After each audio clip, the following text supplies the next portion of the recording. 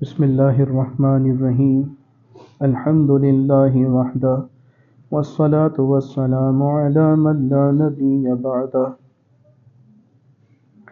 صلی اللہ تعالی علیہ وعلی آلہ واصحابہ الذین اوفوا عہدہ اما بعد اللہم صل علی سیدنا محمد وعلی آل واصحاب سیدنا ومولانا محمد افضل صلواتک بعدد معلوماتک وبارک وسلم علیہ صلاة دائمہ متصلۃ تتوالى وتدوم۔ ہمارے حضرت جی کی ملفوظات میں مجالس ناصریہ جلد اول صفحہ 206 فرماتے ہیں کہ سیدنا و مرشدنا حضرت فضل علی قریشی رحمہ اللہ تعالیٰ سے کسی نے حضرت غلام حسن رحمۃ اللہ تعالیٰ علیہ کی کرامت کا ذکر کیا۔ حضرت غلام حسن سواک ان کا پورا نام آتا ہے۔ ان کی کرامت کا ذکر کیا کہ ہندو ان کو دیکھتے ہی مسلمان ہو جاتے تھے۔ ہندو ان کو دیکھتے ہی مسلمان ہو جاتے تھے۔ تو حضرت قریشی رحمۃ اللہ علیہ نے فرمایا کہ مسلمان کو مسلمان بنانا کافر کو مسلمان بنانے سے زیادہ مشکل ہے۔ ہندو کو مسلمان کرنا آسان ہے، مسلمان کو مسلمان بنانا مشکل ہے۔ یہ کب فرما رہے ہیں؟ یہ اس وقت کہ ابھی 2026 چل رہا ہے، یوں سمجھ لیجئے کہ یہ 100 سال پرانی بات ہے۔ 100 سال پہلے یہ حالات تھے کہ ایک مسلمان کو دین سمجھانا، دین سمجھا کر عمل کروانا اور عمل کروا کر استقامت پکڑوانا اور استقامت کے ساتھ خلوص کے ساتھ عمل کروانا اور پھر اسے رضا کا طالب بنانا، اللہ کی خوشنودی کا طالب بنانا، یہ مشکل بن رہا تھا۔ کہ مسلمان کو مسلمان کرنا یہ مشکل تھا، لیکن ہندو کو مسلمان کرنا آسان تھا۔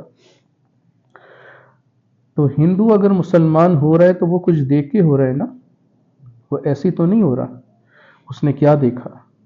ان کے ظاہر کو ہی دیکھ سکتا تھا، لہذا ظاہر کو دیکھ کر اس نے یہ سمجھا کہ بھئی یہ چہرہ، یہ شخصیت اگر اتنی حسین ہے، اتنی خوبصورت ہے، تو پھر یہ جس شخصیت کے پیروکار ہیں وہ شخصیت کتنی خوبصورت ہوگی۔ امام محمد رحمۃ اللہ علیہ جو حضرت امام اعظم ابو حنیفہ رحمہ اللہ کی شاگرد تھے، ان کو دیکھ کر ایک یہودی نے یہی بات کہی کہ ھذا محمدکم الاصغر کیف حالک محمدکم الاکبر۔ یہ چھوٹے محمد اتنے خوبصورت ہیں تو بڑے محمد کا کیا حال ہوگا۔ یہ دیکھ کے مسلمانوں کی تو کافر کو مسلمان کرنا وہ اس طرح سے ہے کہ وہ ظاہر کو دیکھتا ہے، ظاہر کو دیکھ کر شخصیت سے متاثر ہو کر وہ لا سکتا ہے ایمان۔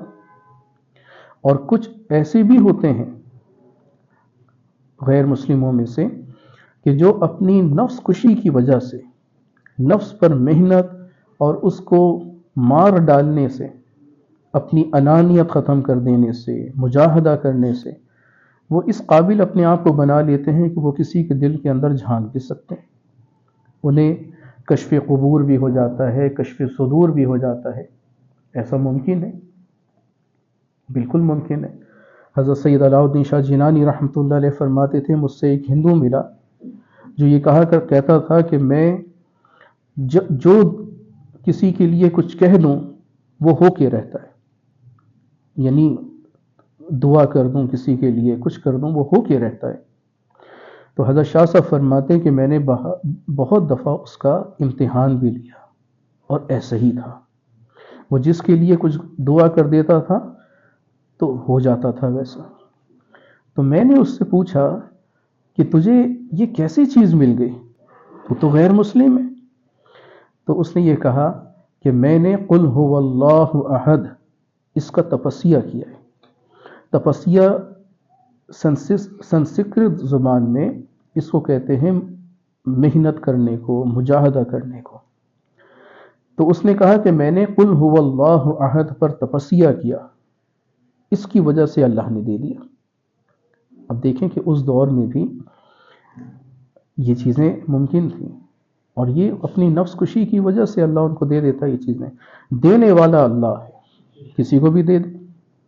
لیکن یاد رکھو، ایک مسلمان کے ہاتھ پر جب اللہ خرق عادت کو ظاہر کرتا ہے، یعنی کرامت کو، اور وہ مسلمان اللہ کا دوست بھی ہو، تو پھر اس کو کہتے ہیں کرامت۔ اور اگر وہ صاحب ولایت تک نہ پہنچا ہو، ایک عام مسلمان ہو، مومن ہو، تو اس سے اگر خرق عادت ظاہر ہوتی ہے تو اس کو کہتے ہیں معونت۔ اعانت سے یہ لفظ نکلا، معونت، یعنی اللہ اس پر اعانت کر رہا ہے، مدد کر رہا ہے اس کو، اس کی کسی نیکی کی برکت سے اللہ اس کو مدد دے رہا ہے اسلام کے اندر تقویت کے ساتھ۔ کیونکہ یہ جو خرق عادت ہوتی ہے، اس سے دوسروں کے دلوں میں تقویت پیدا ہوتی ہے کہ ہم صحیح راستے پر ہیں، صحیح راستے پر ہیں۔ مثلا میں سمجھانے کے لیے صرف عرض کرتا ہوں کہ اگر ہم کہیں سے گزریں، کہیں جائیں، کہیں بیٹھیں، اور وہاں پر کوئی مرغا اذان دے، اور ایسے وقت میں اذان دے کہ جب یہ ممکن نہ ہو، جیسے کہ ان کی تو عادت ہے کہ وہ صبح سویرے دیتے ہیں اذان، لیکن اگر شام کے وقت دیں، رات کے وقت دیں، تو ایسے میں اگر دیں تو اس سے ایک سمجھ میں آتا ہے کہ حدیث پاک میں آتا ہے، حضور علیہ السلام نے فرمایا کہ مرغا فرشتوں کو دیکھ کے اذان دیتا ہے۔ تو اگر ہم کہیں جائیں ایسی جگہ کہ جہاں پر مرغا اذان دینے لگے، تو اس سے ایک چیز ہمیں آتی ہے کہ اس نے فرشتوں کو دیکھا، یہ نہیں کہ ہمیں دیکھا، اس نے فرشتوں کو دیکھ کے اذان دے دی۔ تو اگر ہم وہاں گئے تو اس کا مطلب ہے اللہ کی فرشتے آئے ہوں گے۔ تو اس سے ذرا ڈھارس ہو جاتی ہے کہ الحمدللہ ہم کوئی شیطان فطرت نہیں ہے، ہم کوئی غلط راستے پر نہیں ہیں، الحمدللہ ہمارے ساتھ فرشتوں کی جماعت ہے، ہمارے ساتھ فرشتوں کی جماعت ہے، انشاءاللہ ہم صحیح راستے پر ہیں۔ تو یہ ایک معونت کہلاتی ہے کہ اللہ کی مدد ہوئی، کہ اس کے دل کے اندر اطمینان اور شرح صدر پیدا ہو گیا کہ بیٹا تو ٹھیک رہے، کہ بندے تو ٹھیک راستے پر ہے، کہ بندے تو ٹھیک راستے پر ہے۔ تو مسلمان سے اگر یہ خرق عادت ظاہر ہو تو اس کو معونت کہتے ہیں، لیکن اگر کسی کافر کے ہاتھ سے خرق عادت ظاہر ہو تو اس کو خرق عادت نہیں، اس کو استدراج کہتے ہیں، استدراج۔ اور یہ جو استدراج ہوتا ہے، اس کا مطلب کہ اس کے کفر میں مزید اضافہ ہوگا، اس کے کفر میں مزید اضافہ ہوگا، کہ یہ اپنے آپ کو یہ سمجھے گا کہ جی مجھ سے تو یہ چیزیں ظاہر ہو رہی ہیں، تو میں تو کوئی ٹھیک ہوں، ٹھیک راستے پر۔ لہذا جب ایسے کافر سے یا ایسے بد عقیدہ سے اگر اس طرح کی خرق عادات ظاہر ہوتی ہیں تو اس کے استدراج میں اضافہ ہوتا ہے، اور استدراج میں یہ بندہ سمجھتا ہے کہ میں ٹھیک راستے پر ہوں، حالانکہ وہ ٹھیک راستے پہ نہیں ہوتا، کیونکہ اس کا عقیدہ بگڑا ہوا ہوتا ہے، عقیدہ ٹھیک نہیں ہوتا۔ ایک قادیانی ہو، ایک رافضی ہو، شیعہ ہو، اس کے ہاتھ سے اگر خرق عادت ظاہر ہو جائے اور وہ اپنے کاموں میں کام بنتے ہوئے دیکھے، اس کے کوئی اٹکے ہوئے کام تھے، الجھنیں تھیں، وہ سلجھ جائیں، تو اس کے کفر میں مزید اضافہ ہی ہوگا نا۔ وہ یہی سمجھے گا کہ جی میں قادیانی ہوں تو ٹھیک ہوں، میں شیعہ ہوں تو ٹھیک ہوں، مجھ پر کوئی آسمان کا ٹکڑا نہیں گر کے پڑ رہا، میرے لیے زمین شق نہیں ہو رہی، پہاڑ مجھ پہ نہیں آ پڑ رہا، لہٰذا میں تو ٹھیک راستے پر ہوں، لہٰذا اس کے کفر میں اضافہ ہوگا، استدراج ہے۔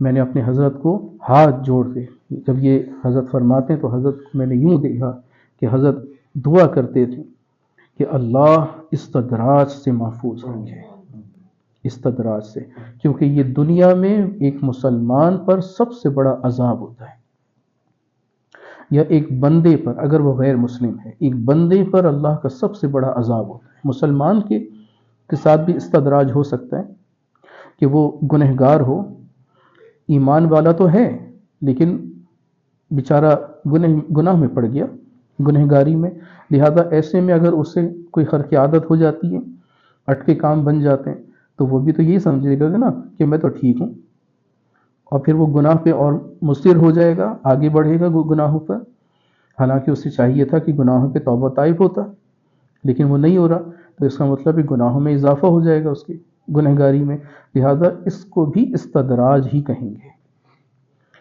تو میں نے اپنے حضرت کو یوں ہاتھ جوڑ کے اللہ سے دعا کرتے دیکھا کہ اللہ استدراج سے محفوظ رکھے۔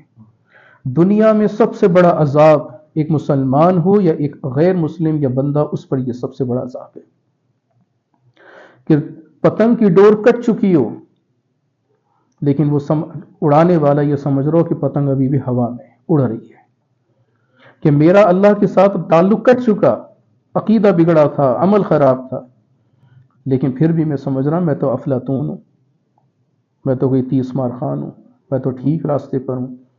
تو یہ استدراج ہے، اس سے پناہ مانگنی چاہیے۔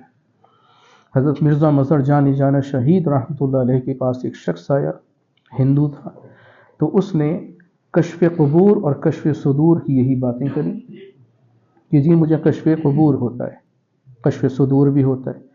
تو حضرت نے فرمایا اچھا ذرا میرے سامنے بیٹھو اور میرے سینے میں جھانک کے دیکھو کہ میرا سینہ کیسا ہے۔ تو اس نے جب حضرت کے سینے کی طرف دیکھا تو کہا کہ حضرت آپ کا سینہ اندر سے بالکل سیاہ ہے، سینہ اندر سے بالکل سیاہ ہے۔ حالانکہ حضرت مرزا مظہر جان جانا نسبت نقشبندیہ کی اوج کمال پر تھے۔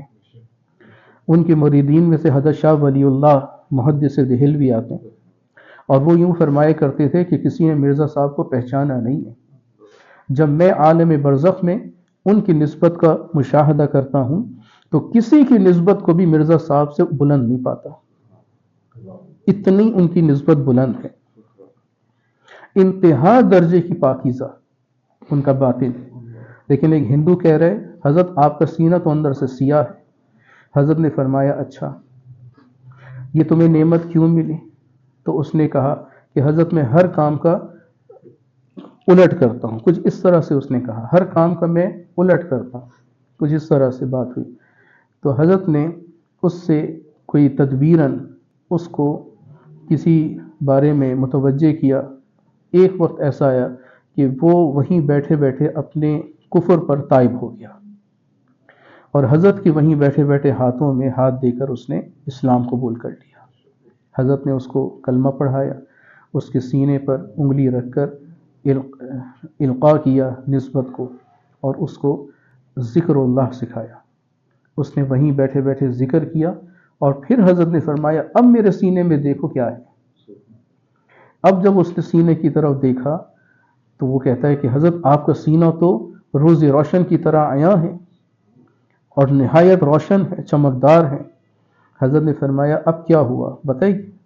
بات یہ ہے کہ کفر، میرا جو سینہ تھا نا وہ مثل آئینہ تھا، بالکل آئینے کی طرح صاف ستھرا تھا۔ جب تم نے پہلی دفعہ مجھے میرے سینے کو دیکھا تو اس میں اپنے کفر کی ظلمت اور اندھیرا دیکھا تھا، اس وجہ سے تم نے کہا کہ آپ کا سینہ سیاہ ہے۔ اب جب تم نے اب میرے سینے میں جھانکا تو اب تم نے یہ دیکھا کہ تمہارے اندر ایمان آ چکا ہے، ایمان کا نور موجود ہے، تمہارا سینہ بھی روشن ہو چکا تھا۔ جب تم نے اپنے آپ کو میرے آئینے میں دیکھا تو تمہیں اپنا عکس نظر آیا اور تم نے دیکھا کہ وہ سینہ روشن ہے۔ تو شیخ کا سینہ مثل آئینہ ہوتا ہے، ایک اللہ والے کا سینہ آئینے کی طرح چمکدار روشن ہوتا ہے۔ اور یہ کیا مطلب کہ اس کے باطن کے اندر کوئی کجی نہیں ہوتی، کوئی اسکیمیں نہیں پل رہی ہوتی کہ میں نہ دیکھنا یہاں سے جا کر نہ اس کے ساتھ یوں کروں گا، اچھا اس نے نا میرے ساتھ یوں بولا تھا نا، میں نے اس کے ساتھ یوں کرنا ہے، میں نے اینٹ کا جواب پتھر سے دینا ہے، دیکھنا میں نے اس کے نا ناکو چنے چپا دینا ہے۔ نہیں، اس کے سینے کے اندر کوئی اس طرح کی باتیں نہیں، سینہ کینے سے پاک ہوگا۔ ہمیں دعا بھی یہی کرنی چاہیے نا اللہ سے، اللہ ہمارے سینے کو کینے سے پاک کرے، بڑی پیاری دعا ہے، اللہ ہمارے سینے کو کینے کی آگ سے بچا لے۔ یہ کینہ جو ہوتا ہے نا، لوگوں کی برائیاں، لوگوں کی بری بری باتیں اپنے دل کے اندر پالنا، بھائی دل تو ایک ہے، اس ایک دل کے اندر ہزاروں ٹینشنیں کیوں پالو گے؟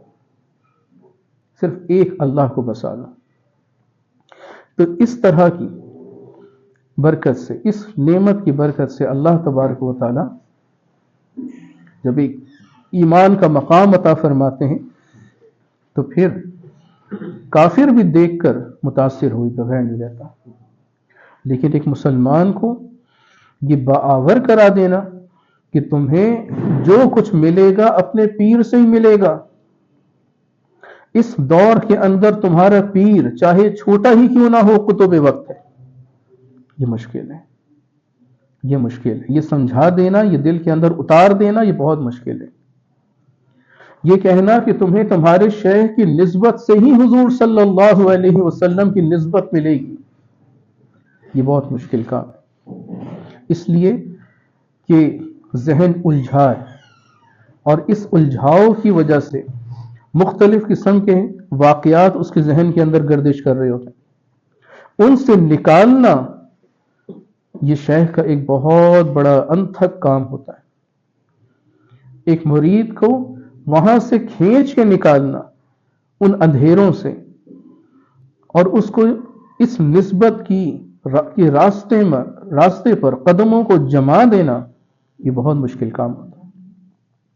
حضرت شاہ صاحب رحمہ اللہ فرماتے تھے کہ شیخ کا کام صرف بیعت کرنا نہیں ہوتا، شیخ کا کام یہ ہوتا ہے کہ مرید کا ہاتھ پکڑ کر صراط مستقیم پر کھڑا کرے، پھر کھڑا کرنے کے بعد کھڑا رکھنا نہیں، اسے چلانا ہوتا ہے.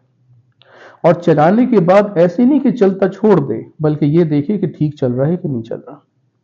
جہاں ٹیڑھا چلے گا فوراً اس کی اصلاح کرے گا، فوراً اس کو ڈانٹے گا، ٹوکے گا، غلطیوں پر تنبیہ کرے گا. اس تنبیہ کا، ڈانٹنے کا اور ڈپٹنے کا مقصد کوئی ضد نہیں ہے، مقصد کوئی اس پر کوئی زبردستی کرنا نہیں ہے کہ بھئی یہ کیوں کرا، کیوں کرتے ہو، تم ایسے ہی ہو، تم ویسے ہی ہو. نہیں، اس کا مقصد یہ ہوتا ہے کہ اس کو مؤدب بنایا جائے، مؤدب بنایا جائے. اور مؤدب اس وقت بنتا ہے کہ جب ادب سیکھتا ہے. مؤدب کب بنتا ہے؟ جب ادب سیکھے گا. میرے حضرت فرماتے ہیں ادب الف کے ڈنڈے کی دب لگا کر آتا ہے. بات سمجھے؟ ادب کا لفظ کے اندر 3 حرف ہیں، الف، دال اور با. ادب، میرے حضرت فرماتے ہیں الف کے ڈنڈے کی دب لگتی ہے تو پھر ادب آتا ہے. یعنی سختی کرنی پڑتی ہے، ڈانٹنا پڑتا ہے، دب لگانی پڑتی ہیں، ضربیں. اس کا مطلب یہ نہیں کہ شیخ کے پاس جو عصا ہے وہ ڈنڈے کی طرح برسانا پڑے گا، نہیں، اس کی دب نہیں، بلکہ صراط مستقیم پر چلاتے ہوئے اسے روکتے ٹوکتے رہنا، اس کی غلطیوں پر تنبیہ کرتے رہنا، یہ کرنا پڑتا ہے. لیکن آج کے دور میں، آج یہ 100 سال پرانی بات ہے، اب کیا حال ہے؟ اب حال کیا ہے؟ میرے حضرت فرماتے ہیں اب تو مریدوں کے سامنے دب کے رہنا پڑتا ہے. اب کیا دبانا؟ اب تو مریدوں کے سامنے دب کے رہنا پڑتا ہے. اگر ہم ڈانٹنا شروع کر دیں ان مشائخ کی طرح جو پچھلے گزرے، وہ مرید یہ کہے گا کہ اچھا آج آ گیا، کل نہیں آنا، اب نہیں آؤں گا، یہ تو شیخ ڈانٹتے ہیں، یہ تو بات بات پہ ٹوکتے ہیں. حالانکہ یہ تو اس کی اصلاح ہو رہی ہے. ایک ڈاکٹر جب ایک ناسور کا علاج کرتا ہے تو کیا اس کی چمیاں لیتا ہے؟ بتائیں، ہاتھ پر زخم ہوا ہے مریض کے، ڈاکٹر کے پاس آیا، کیا مریض پیار محبت سے اس کا علاج کرے گا؟ اس پہ نشتر لگتا ہے، اس کو کاٹا پیٹا جاتا ہے، علاج کر رہے ہوتے ہیں، اس کی سرجری ہوتی ہے، اس پر سرجیکل آپریشن کر کے اس کے ناسور کو ٹھیک کیا جاتا ہے.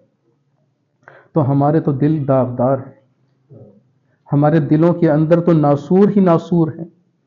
تو اس کے اندر شیخ نشتر نہ لگائے، شیخ ڈانٹے ڈپٹے نہ، شیخ پیار محبت سے علاج کرے تو مرید کیسے سنورے گا؟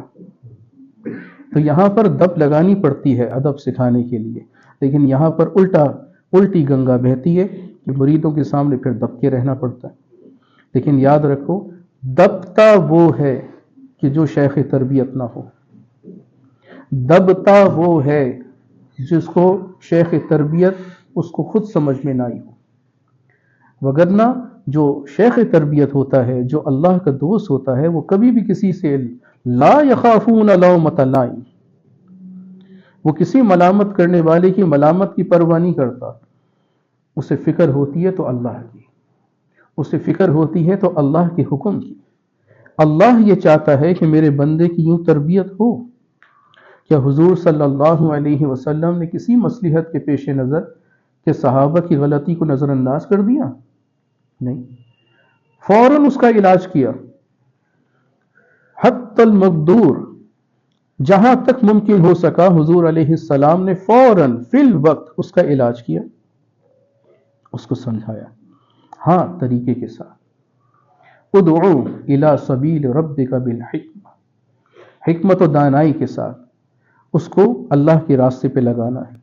اور یہی سب سے مشکل کام ہوتا ہے کہ ایک مومن بندے کے دل میں جو طلب کے ساتھ آپ کے پاس آیا، آپ سے بیعت کری، آپ اس کو ادب سکھانے کے لیے تربیت کر رہے ہیں، تو یہی سب سے بڑا فن ہوتا ہے شیخ کا کہ اس کے دل کے اندر آپ اللہ کی محبت کو ڈال دیں.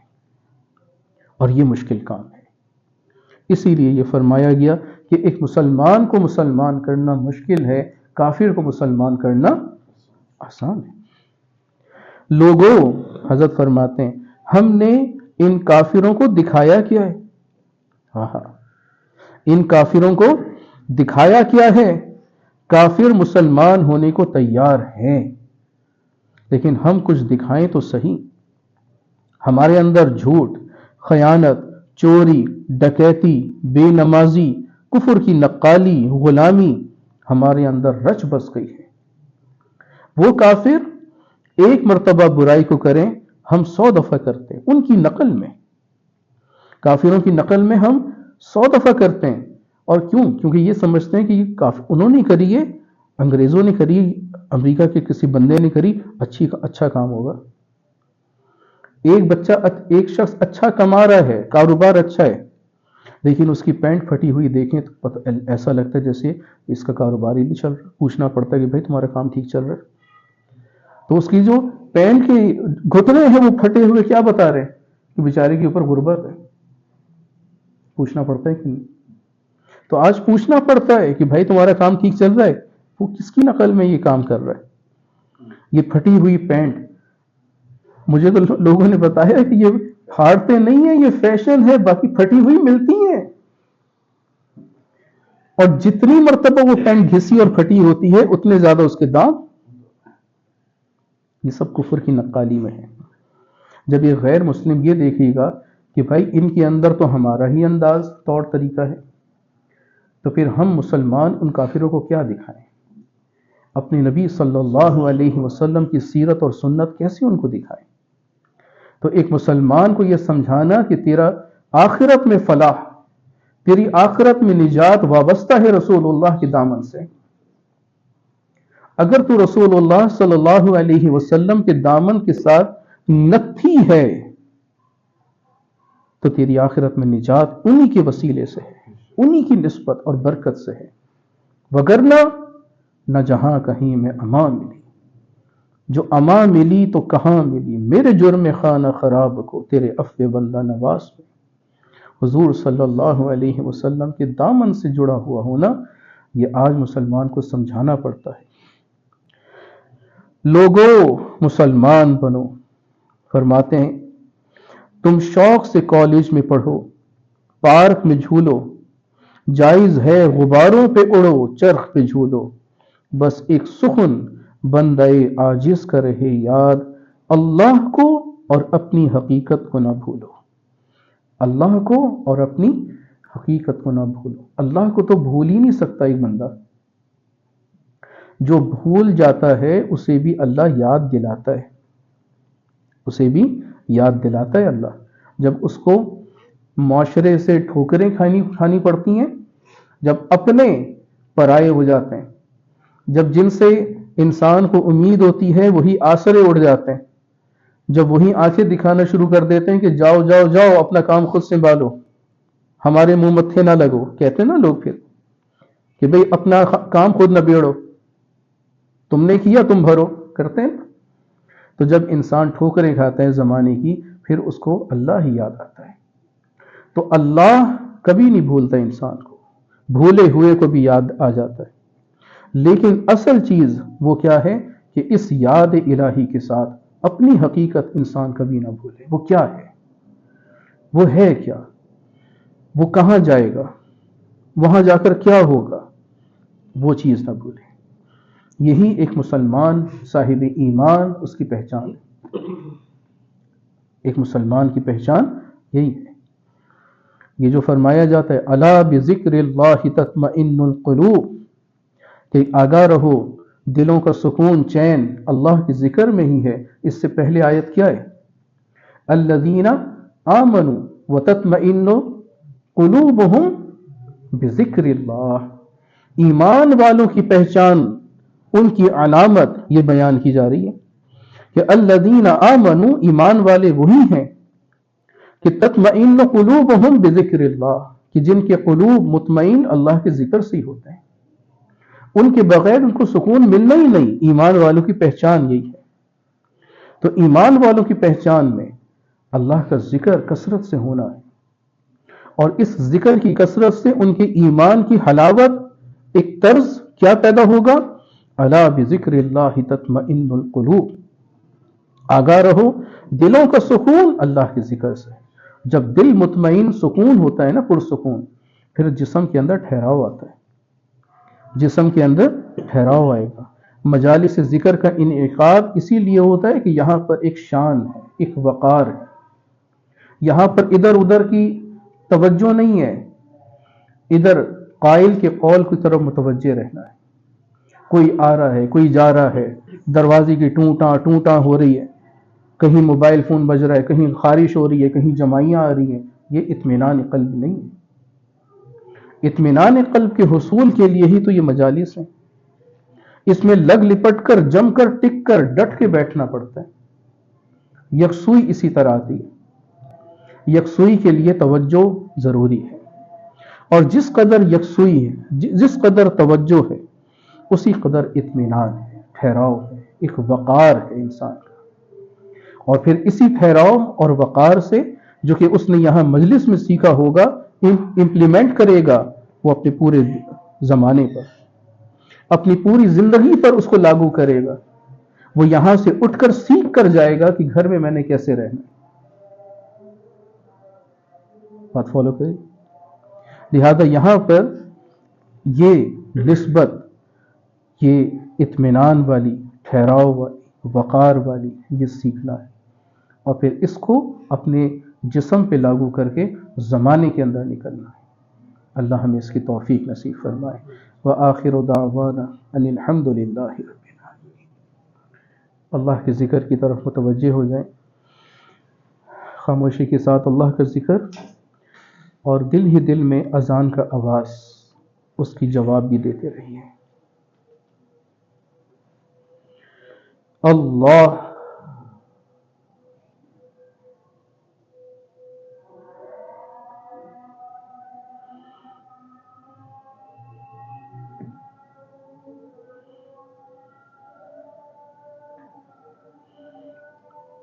اللہ